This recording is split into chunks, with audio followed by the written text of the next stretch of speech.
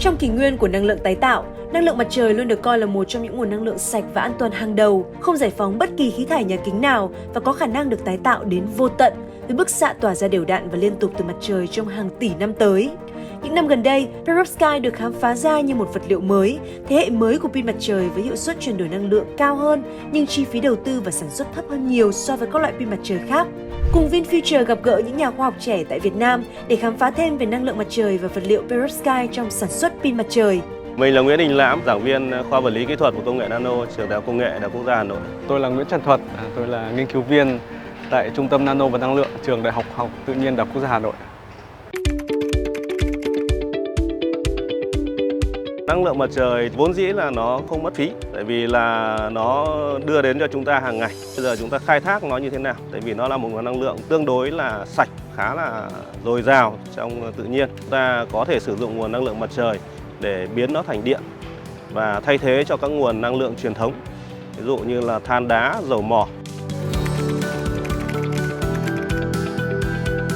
Để sử dụng cái nguồn năng lượng mặt trời biến thành điện thì cái linh kiện mà cơ bản nhất đó là sử dụng pin mặt trời.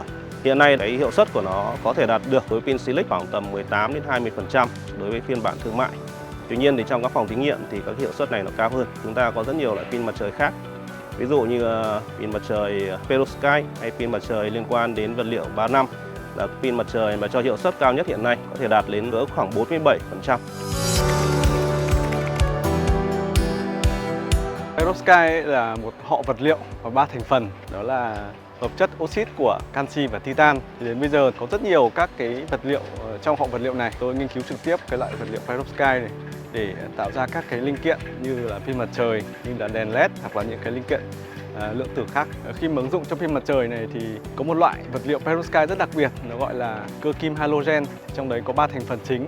Thứ nhất đây là một phân tử hữu cơ. Thứ hai là một nguyên tử kim loại hóa trị 2 và cuối cùng là một nguyên tử trong nhóm halogen. Cái loại vật liệu này thì nó rất là đặc biệt và có những cái tính chất rất là phù hợp để khi mà ứng dụng trong pin mặt trời. Vật liệu perovskite này có khả năng hấp thụ ánh sáng mặt trời trong toàn giải, có ít sai hỏng. Với các loại pin mặt trời như perovskite đang được nghiên cứu và phát triển. Tuy nhiên thì cái pin mặt trời này nó có một số các điểm hạn chế mà vẫn còn đang cần được nghiên cứu. Ví dụ tuổi thọ. Khi ứng dụng cái vật liệu này vào pin mặt trời nó có nhiều những cái khó khăn và thách thức. Thách thức thứ nhất là bởi vì nó dùng một cái phân tử hữu cơ rồi đến là có khó khả năng bền về nhiệt độ. Cái thứ hai là nó sử dụng một loại kim loại hóa trị 2, thông thường ở đây là kim loại chì.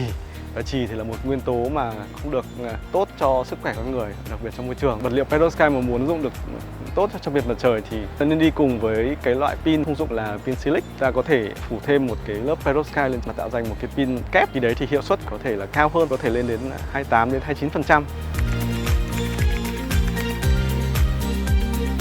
Và thách thức chính để có thể đưa pin mặt trời ra làm sản phẩm thương mại hóa. Thách thức thứ nhất đó là về hiệu suất chuyển đổi quang điện. Thách thức thứ hai là liên quan đến cái thời gian, cái tuổi thọ của pin. Và thách thức thứ ba liên quan đến giá thành. Từ một cái sản phẩm nghiên cứu mà ra được một cái thương mại hóa thì đây là một con đường rất là dài. Bước thứ nhất là tìm được cái người sử dụng đầu tiên. Sau đấy tìm một cái đối tác để có thể giúp ta sản xuất, chế tạo. Ở đây chúng tôi lấy ví dụ là những cái linh kiện phần cứng. Và sau đấy thì mới đến là sản xuất hàng loạt và kinh doanh ra được thị trường. Sự chênh lệch của pin mặt trời trong phiên bản thương mại thì không có sự chênh lệch. Tuy nhiên thì trong phòng thí nghiệm và trong nghiên cứu thì nó có sự chênh lệch rất là nhiều đối với các loại pin mặt trời thế hệ mới. Ví dụ như là perovskite hay là quantum dot solar cell. Tại Việt Nam, pin mặt trời perovskite thì đang được chế tạo tại một số nhóm trong phòng thí nghiệm. Tuy nhiên thì ở trong môi trường của Việt Nam, đặc biệt dù trong nghiệm tôi được trang bị rất là tốt, vẫn chưa đủ để có thể tiến hành các nghiên cứu sâu và đạt được đến những cái chất lượng tốt như là các nhóm khác ở trên thế giới.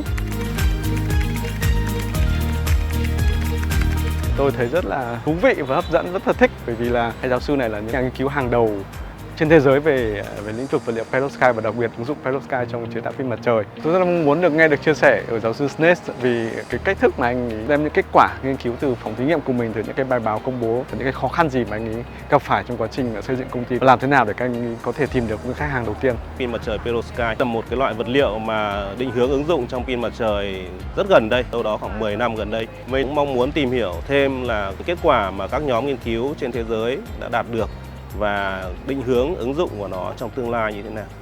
Đừng bỏ lỡ cơ hội tham gia hội thảo Innovate Talk số 5 để lắng nghe những chia sẻ và thảo luận của các giáo sư đầu ngành trên thế giới và tại Việt Nam về năng lượng mặt trời và pin mặt trời sử dụng vật liệu perovskite vào ngày 20 tháng 10 năm 2022 lúc 3 giờ 30 chiều theo giờ Việt Nam.